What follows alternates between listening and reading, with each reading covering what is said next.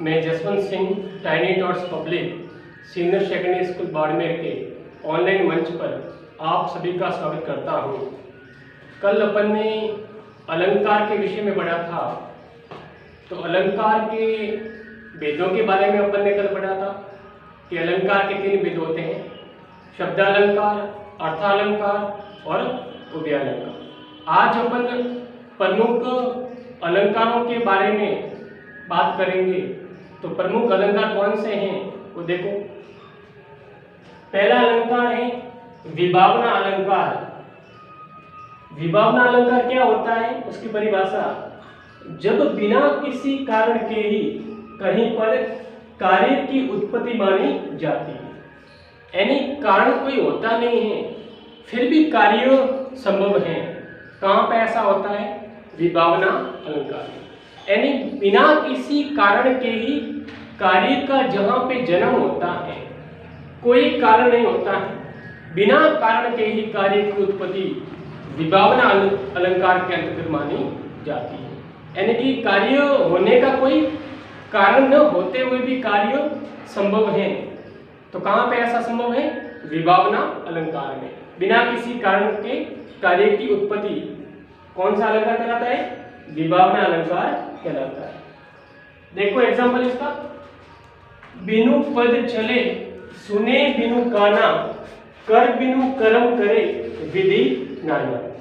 यानी इंसान को चलने के लिए कौन सी आवश्यकता होती है? 2 पांवों की आवश्यकता होती है। तो बिना पैरों के ही चलने का कार्य संभव हो रहा है, यानी बिना कारण ही कार्य की उत्पत्ति हो रही है। यानी कि साधन चलने का पांव होते हैं, वो पांव नहीं है, फिर भी चलने का कार्य हो रहा है, बिना कारण ही कार्य संभव हो रहा है। आगे है सुने बिनु काना। कानों से व्यक्ति सुनने का कार्य करता है, लेकिन यहाँ पे कानों के बिना भी सुनना संभव है। यानी कि कारण के बिना ही कार्य संभव हो रहा है, बिना कानों से सुनने की क्रिया हो रही है, सुनने का कार्य हो रहा है। अगला है कर बिनु कर्म करे विधि नाना। हाथों से हमेशा सत्कर्म किए जाते हैं, दान पुण्य किया जाता है, लेकिन बिना हाथों के भी दान पुण्य का कार्य हो रहा है। ये विधाता तेरा कैसा खेल है। यानी कि बिना हाथों के भी व्यक्ति कर्म कर रहा है। हे विधाता, ये तेरी कैसी माया है, ये तेरी कैसी लीला है। तो बिना कारण ही कार्य की उत्पत्ति विभावना अलंकार के अंतर्गत मानी जाती है। अगला अलंकार है विरोधाभास अलंकार। यानी विरोध धन आभास। विरोधाभास, जहां वास्तविक विरोध न होते हुए भी विरोध का आभास होता है, विरोधाभास अलंकार कहलाता है। यानी कि जहां पे विरोध तो नहीं होगा, लेकिन विरोध का आभास होगा। विरोध न होते हुए भी विरोध सा प्रतीत कहाँ होता है? विरोधाभास अलंकार में। ऐसा विरोध तो नहीं होता है, लेकिन फिर भी विरोध के समकक्ष अपन को ऐसा आभास होता है, वो विरोधाभास अलंकार कहलाता है।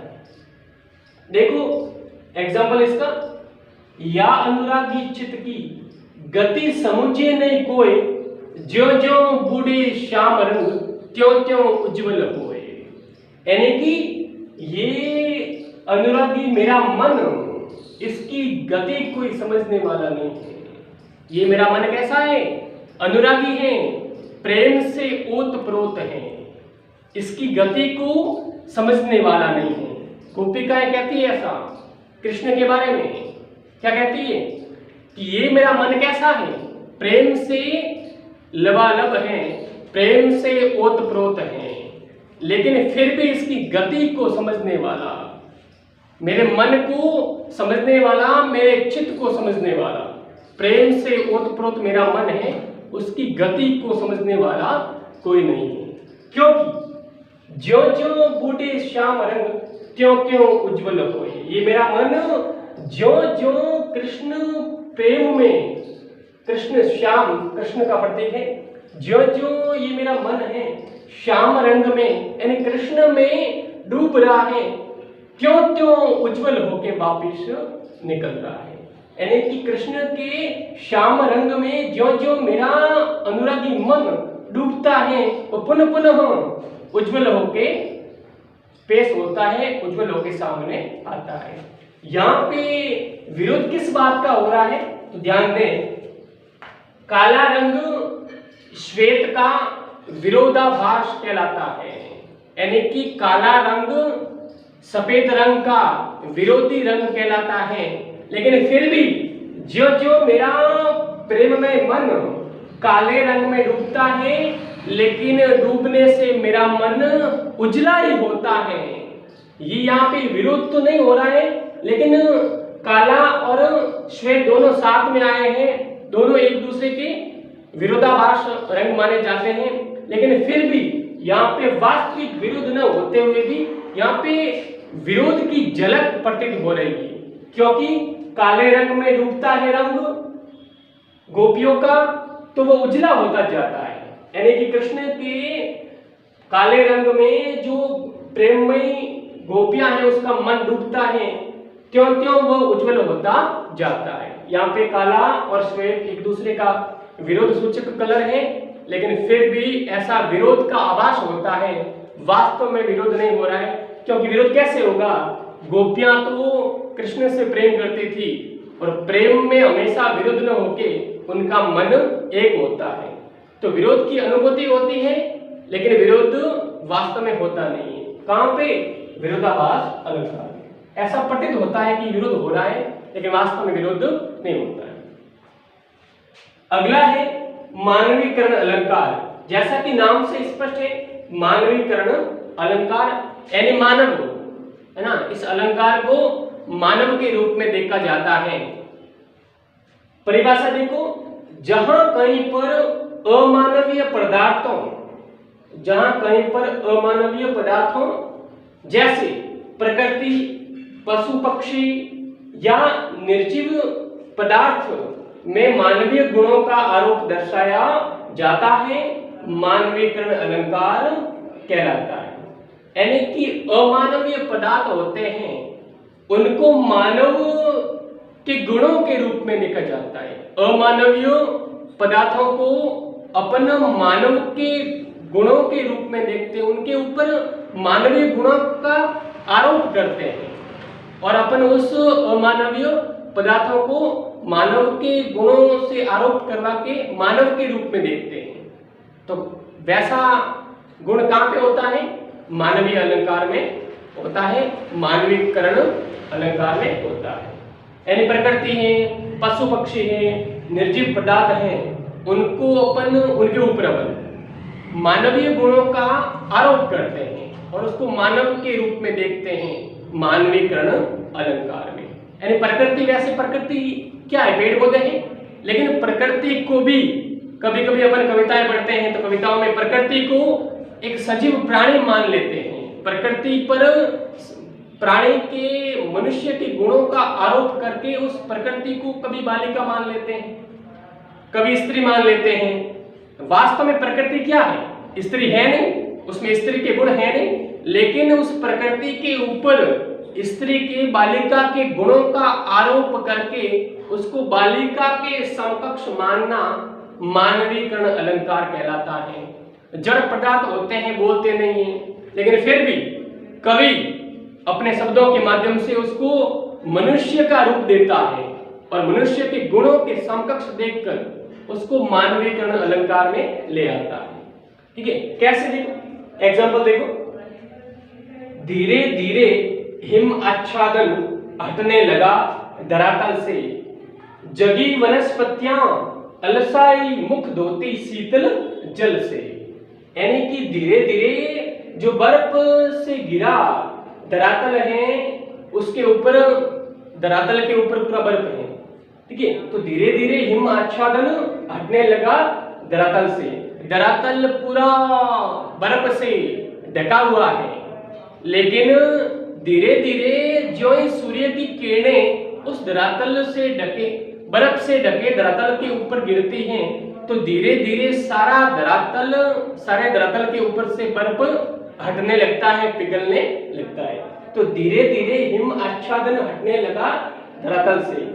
जो धरातल बर्फ से ढका हुआ था वो धरातल अभी बर्फ से रहित होने लगा है, बर्फ से मुक्त होने लगा है। जगी वनस्पतियां अलसाई मुख धोती शीतल जल से।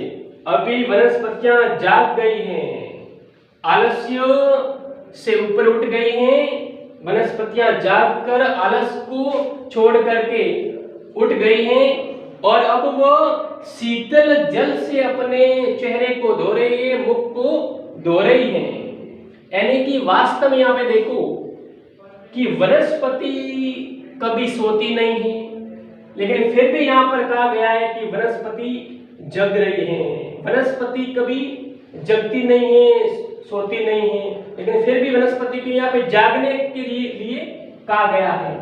वनस्पति में आलस्य की कोई भावना नहीं होती है, लेकिन फिर भी कहा गया है कि जगी वनस्पतियां अलसाई, यानी वनस्पतियां जग गई हैं, वह आलस से ऊपर उठ गई हैं और अब क्या कर रही है?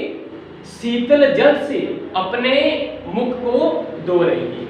वास्तव में आपने कभी सुना है कि वनस्पति पेड़ पौधे जग गए हैं, आलस से ऊपर उठ गए हैं और अभी वह शीतल जल से मुंह धो रहे हैं? ऐसा कभी नहीं होता। पेड़ पौधे कभी शीतल जल से मुंह धोते हैं क्या? कभी ऐसा नहीं होता है। लेकिन फिर भी कवि ने इस वनस्पति को एक मानवीय गुणों के रूप में देखा है। इस वनस्पति के ऊपर मानवीय गुणों का आरोप प्रत्यारोप किया है और इस वनस्पति को मानवीय गुणों के समकक्ष देखकर मानवीयकरण अलंकार में इसको सम्मिलित कर दिया है। यानी कि वनस्पति भी यहाँ पे मानव के रूप में धरातल पर आई है, मानव के रूप में पाठकों के अक्षपटल पर उपस्थित हो रही है। वास्तव में वनस्पति कभी न तो जगती है, न कभी सोती है और न ही उसमें आलस्य की भावना होती है और न ही वो शीतल जल से मुंह धोती है। लेकिन ऐसी कवि की कल्पना है कि वनस्पति भी मानव के रूप में लोगों के समक्ष उपस्थित हो गई है, यानी कि वनस्पति को मानव का रूप दे दिया गया है। मानवीय अलंकार में ऐसा होता है। ठीक है, अगला है अपन का उदाहरण अलंकार। जैसा कि नाम से स्पष्ट है, उदाहरण क्या होता है? एग्जाम्पल अपन बोलते हैं इंग्लिश में, तो एग्जाम्पल कह सकते हो, हिंदी में अपन कहते हैं उदाहरण। तो उदाहरण अलंकार में क्या होता है, इसकी परिभाषा देखो। एक बात कहकर उसकी पुष्टि है तो दूसरा समकक्ष कथन कहा जाए तब वहां उदाहरण अलंकार होता है। एक बात कोई व्यक्ति कहता है और उसी बात की पुष्टि हेतु, उसी बात के सबूत के लिए उसके समकक्ष दूसरा कथन पेश किया जाए, उदाहरण अलंकार कहलाता है।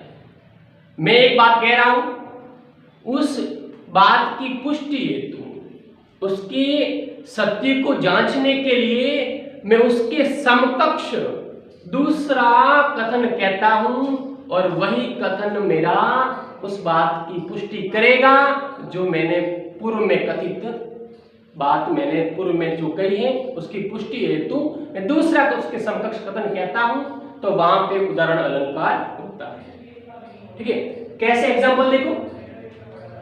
नेकी पे फीकी लगे बिनु अवसर की बात, जैसे वर्णत युद्ध में नहीं श्रृंगार सुहात। यानी नेकी पे फीकी लगे बिनु अवसर की बात, यानी कि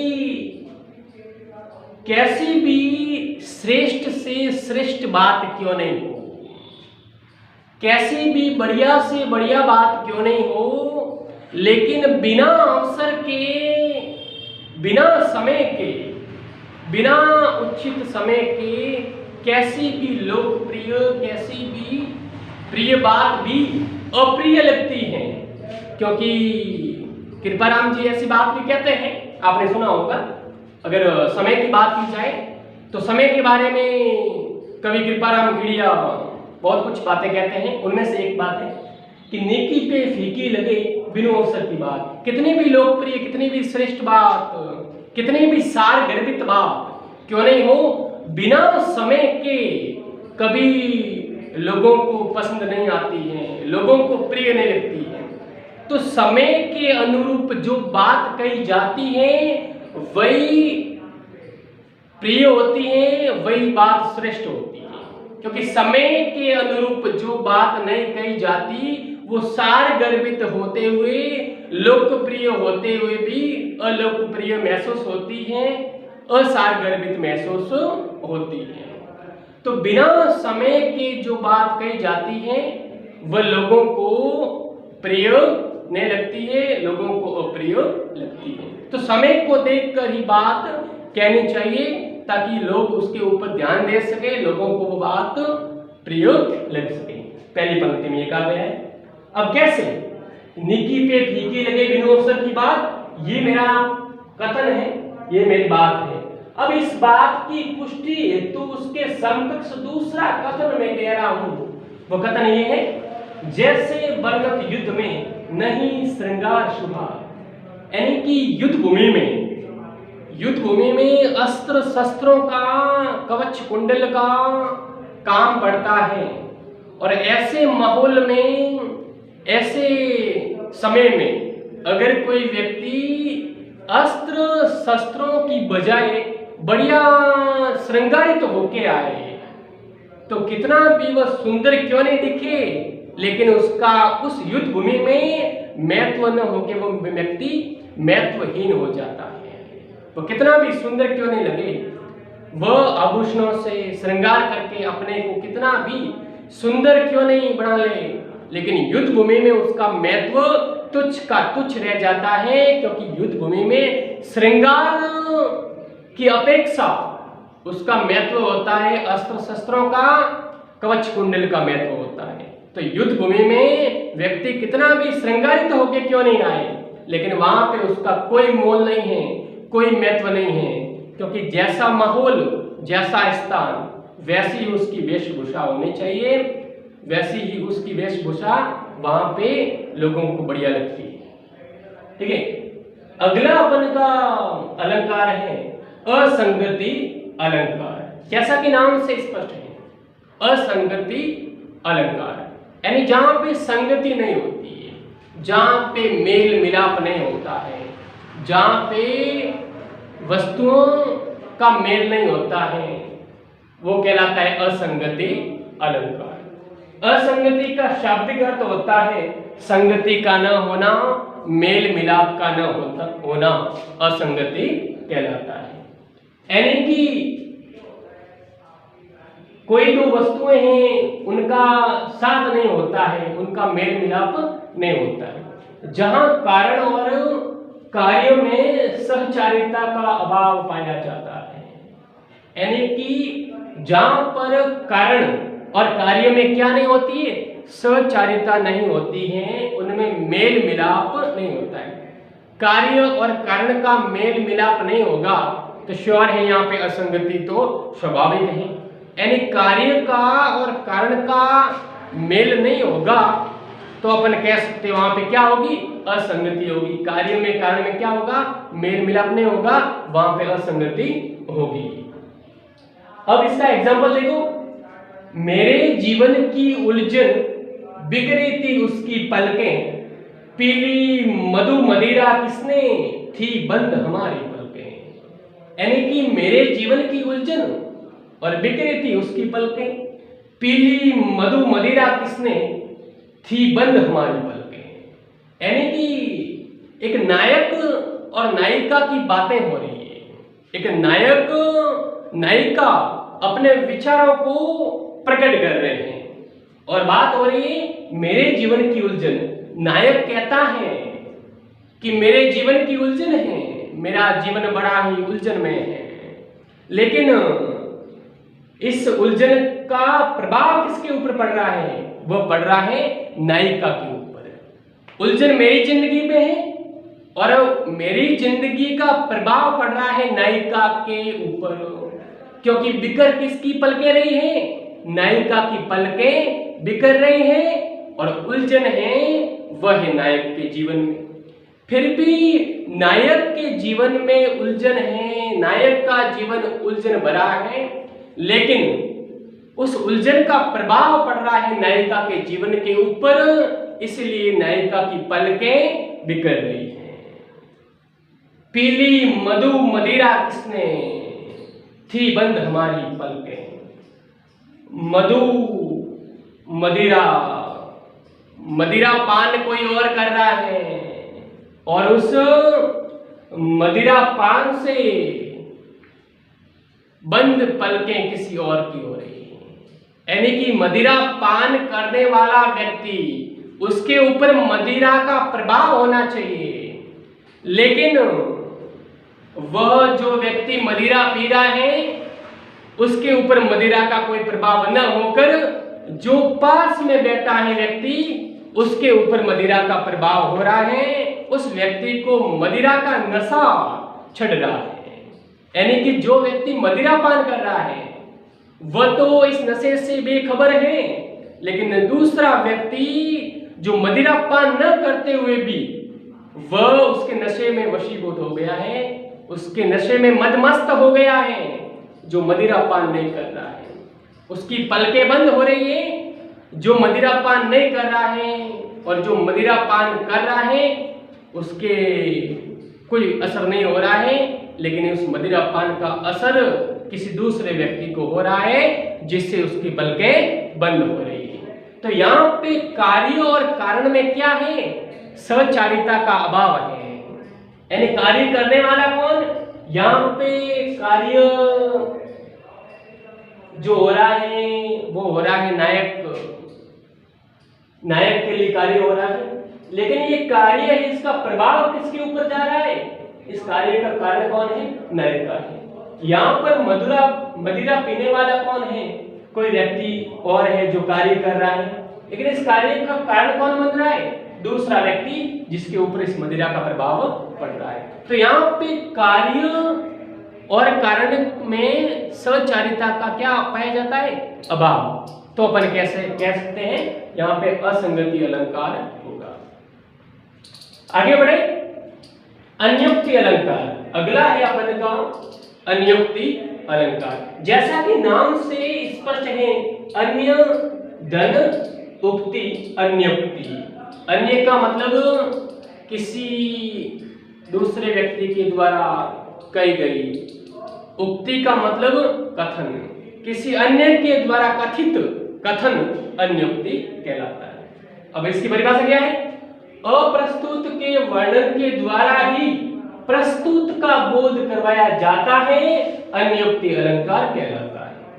अप्रस्तुत के वर्णन के द्वारा, जो अपन के सामने प्रस्तुत नहीं है, जो अपन के सामने है नहीं, उस वस्तु का वर्णन, उस वस्तु के वर्णन द्वारा ही जो सामने वस्तु आने वाली है उसके साक्षात्कार करवाए जाते हैं। कहां पे, अन्योक्ति अलंकार में। वर्तमान में जो बात चल रही है, इस बात का पूर्व के समय में साक्षात्कार करवाना अन्योक्ति अलंकार कहलाता है। जो बात वर्तमान में प्रस्तुत नहीं है, भविष्य में आने वाली है, उस बात का वर्तमान में साक्षात्कार करवाना अन्योक्ति अलंकार कहलाता है।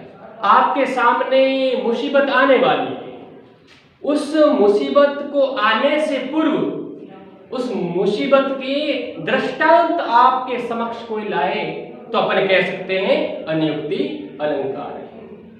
कोई विद्यार्थी आने वाले समय में बड़े ओहदे पर होगा, लेकिन कोई व्यक्ति अपनी कल्पना के माध्यम से, अपनी अंतरात्मा के माध्यम से कह सकता है कि ये व्यक्ति आने वाले समय में इस ओहदे पर होगा, तो जो ओहदा अभी मिलना बाकी है उससे पूर्व ही उस ओहदे के बारे में दृष्टांत देना अन्योक्ति अलंकार कहलाता है।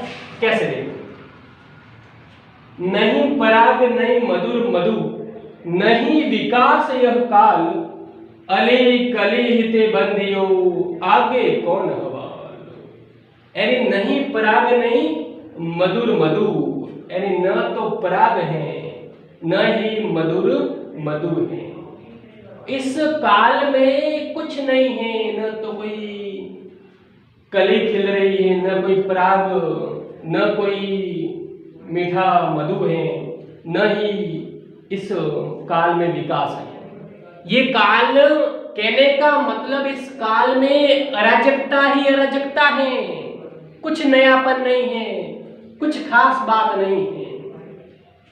लेकिन फिर भी कहा गया है कि अली कली ही ते बंदियो आगे कौन हवाल, यानी कि एक कवि एक राजा को संबोधित करते हुए कहते हैं, एक राजा जो प्रेम में मशगूल हो गया है, प्रेम के मद में मस्त हो गया है, और उस राजा को मालूम नहीं है कि जो काल चल रहा है और जो काल आने वाला है वो परिस्थितियां सम्मान नहीं रहेगी, उनमें ऐसा ही माहौल रहा तो आने वाला समय उस राजा के लिए बड़ा ही घातक सिद्ध होगा।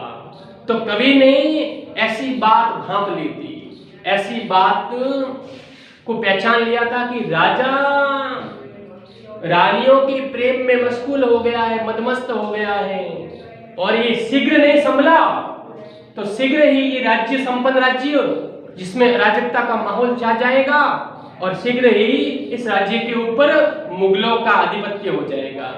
तो राजा को इस वाक़े से ऊपर उठाने के लिए एक कवि ने दोहा कहा कि नहीं पराग नहीं मधुर मधु, यानी कि न तो इसमें कोई पराग खिल रहा है, न इसमें कोई मधुर मधु है, और न ही विकास का यह काल है। इस राजा के काल में न तो कोई नया हो रहा है, न ही कोई मधुर मधु है, न ही कोई विकास है, कुछ भी नया नहीं हो रहा है, सारी अराजकता ही अराजकता है। अली कली ही ते बंदी हो, ये अली यानी कि भौरा, राजा रूपी भौरा, जो कली यानी रानी के मोह जाल में बंध गया है, अली रूपी राजा, भौरा रूपी राजा, जो कली यानी रानी के प्रेम जाल में बंध गया है, फंस गया है, और शीघ्र ही इस प्रेम जाल से वह नहीं निकला तो आगे जो समय आएगा उसका कोई हवाला देते हुए कहते हैं कि आगे जो समय आएगा उस समय का जिम्मेवार कोई और नहीं बल्कि राजा स्वयं होगा। शीघ्र ही ये अली, शीघ्र ही ये राजा अपने मोह जाल से ऊपर नहीं उठा, मोह जाल से मुक्त नहीं हुआ, तो आगे जो अराजकता आएगी, आगे जो विकराल समय आएगा उसका और कोई नहीं बल्कि राजा ही जिम्मेदार होगा। तो जो आने वाला समय था, उस आने वाले समय से पूर्व उस समय के साक्षात्कार राजा को कवि ने करवा दिए थे कि आप शीघ्र ही इस मोह जाल से नहीं ऊपर उठे तो आपके राज्य में अराजकता छा जाएगी, और आने वाले समय में शायद तक ये राज्य भी आपके हाथों से निकल जाएगा और इस राज्य के ऊपर मुगलों का आधिपत्य हो जाएगा, और इस सारे कारण का जिम्मेदार राजा आप स्वयं होंगे। तो ऐसे कवि थे जिन्होंने राजा को आने वाले समय से पूर्व ही वर्तमान में उस समय के साक्षात्कार करवा दिए थे। कहाँ पर? अन्योक्ति अलंकार में ऐसा होता है कि आने वाले समय से पूर्व ही वर्तमान समय में उसके साक्षात्कार करवाना अन्योक्ति अलंकार कहलाता है। अब अगला है अतिशयोक्ति अलंकार, अतिशय धन उक्ति, अतिशय धन उक्ति। अतिशय का मतलब होता है जो बात बड़ा चिढ़ा के कही जाती है, उक्ति यानी बात कथन, अतिशय यानी कि वो उक्ति जो बड़ा चढ़ाकर लोगों के समक्ष उपस्थित की जाती है, अतिशयोक्ति अलंकार कहलाता है। देखो, जहां किसी का वर्णन इतना बड़ा चढ़ाकर किया जाए कि कहने की सीमा या मर्यादा का उल्लंघन हो जाए, अतिशयोक्ति अलंकार कहलाता है। यानी जहां पर किसी व्यक्ति वस्तु का वर्णन इतना बड़ा चढ़ा के किया जाए इतना अतिशय रूप में किया जाए कि कहने की सीमा, कहने की मर्यादा उसका सरासर उल्लंघन हो जाए, तो वो अलंकार अतिशयोक्ति अलंकार कहलाता है। यानी कि कहने की सीमा होती है, जो व्यक्ति कुछ कहता है उस कहने की, उस बात की भी अपनी मर्यादा होती है, सीमा होती है। अपन कहते हैं हर बात की सीमा होती, मर्यादा होती है, तो वही बात, यानी कि वर्णन की भी सीमा होगी, बात के कहने का जो ढंग है उसकी सीमा होगी, उसकी मर्यादा होगी। लेकिन कभी कभी व्यक्ति भावावेश में आकर जो बात सत्य नहीं होती है, उस सत्य से परे बात कहता है, उस बात में जो होता है उससे कई गुना ज्यादा उस बात को कह डालता है, अतिशयोक्ति अलंकार कहलाता है। किसी वर्णन का क्षेत्र सीमित होता है, उस वर्णन को असीमित क्षेत्र में कहना अतिशयोक्ति अलंकार कहलाता है। एग्जाम्पल देखो, आगे नदियां पड़ी अपार, घोड़ा कैसे उतरे पार, राणा ने सोचा इस पार, तब तक चेतक था उस पार। यानी कि कवि की कल्पना है, आगे नदियां पड़ी अपार, घोड़ा कैसे उतरे पार। अब महाराणा प्रताप घोड़े के ऊपर आरूढ़ है और उस घोड़े पर आरूढ़ होते हुए आगे बढ़ रहे हैं, तो घोड़े के सामने अपार नदियां आ गई हैं, असंख्य नदियां आ गई हैं। अब घोड़ा बेचारा उस नदियों से कैसे पार उतरे, है ना। घोड़े चेतक के ऊपर महाराणा प्रताप आरूढ़ हो गए हैं, सवार हो गए हैं, और अब आगे चल रहे हैं, और जो ही आगे बढ़ते हैं असंख्य नदियां आ जाती हैं। उस नदियों का समूह को कैसे लांगे घोड़ा बेचारा कैसे उस नदियों को पार करे। तो आगे नदियां पड़ी अपार, घोड़ा कैसे उतरे पार, राणा ने सोचा इस पार, तब तक चेतक था उस पार। राणा ने मन में विचार किया कि अब घोड़े को कैसे नदियां पार करवाई जाए। लेकिन ज्यों ही राणा ने इस पार, इस तट, इस किनारे के ऊपर ये विचार मन में लाया, त्यों ही पलक झपकते ही घोड़ा इस पार से उस पार नदियों को लांघ करके घोड़ा इस पार से उस पार हो गया। तो कहने का मतलब ये अतिशयोक्ति नहीं तो क्या है, वास्तव में इतनी सारी नदियों को लांघना क्या घोड़े के बस की बात थी क्या। लेकिन फिर भी कवि ने पहले तो घोड़े को असमर्थ प्राणी बताया जो नदियों को पार नहीं कर सकता, और फिर कवि ने अचानक से उस घोड़े को एक सबल प्राणी मानते हुए उसको नदियों से पार करवा दिया, और उसका वर्णन बढ़ चढ़ के कर दिया कि घोड़े में इतना सामर्थ्य है कि वह असंख्य नदियों को भी पार कर सकता है। तो घोड़े का वर्णन इतना अतिशयोक्तिपूर्ण किया गया है, इतना विचित्र वर्णन किया गया है, तो यहाँ पे अतिशयोक्ति अलंकार होगा। बाकी का जो आगे अलंकार है वो बाकी के अलंकार कर